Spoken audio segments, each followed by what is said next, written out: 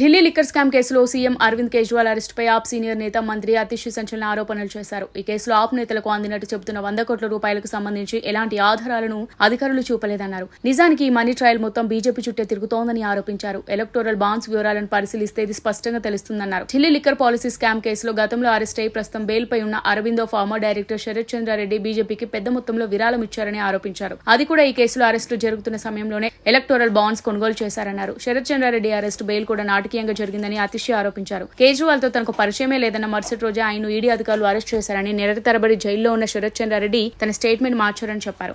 Liquor policy విషయంలో కేజ్రీవాల్ ను కూడా మాట్లాడారని, స్టేట్మెంట్ ఇచ్చిన తర్వాతే ఆయనకు బెయిల్ మంజూరైందన్నారు. శరత్ చంద్రారెడ్డికి 2022 నవంబర్ 9న ఈడీ సమన్లు పంపిందని, కేజ్రీవాల్ తో కానీ ఆప్ తో కానీ తనకి ఎలాంటి సంబంధం లేదని ఆయన స్పష్టంగా చెప్పారన్నారు. దీంతో ఆ మరుసటి రోజే శరత్ చంద్రారెడ్డిని ఈడీ అధికారులు అరెస్ట్ చేశారన్నారు. తన స్టేట్మెంట్ మార్చుకున్న వెంటనే ఆయనకు బెయిల్ వచ్చిందని గుర్తు చేశారు. 2021 ఏప్రిల్ నుంచి 2023 నవంబర్ మధ్యకాలంలో అరవిందో ఫార్మా కంపెనీ సుమారు 52 కోట్ల రూపాయల విలువైన ఎలక్టోరల్ బాండ్స్ కొనుగోలు చేసిందని మంత్రి ఆరోపించారు. దీనిలో సింహభాగం అంటే 66% నిధులు బీజేపీకి అందాయని, ఎలక్టోరల్ బాండ్స్ వివరాలు పరిశీలిస్తే ఈ విషయం బయటపడిందన్నారు.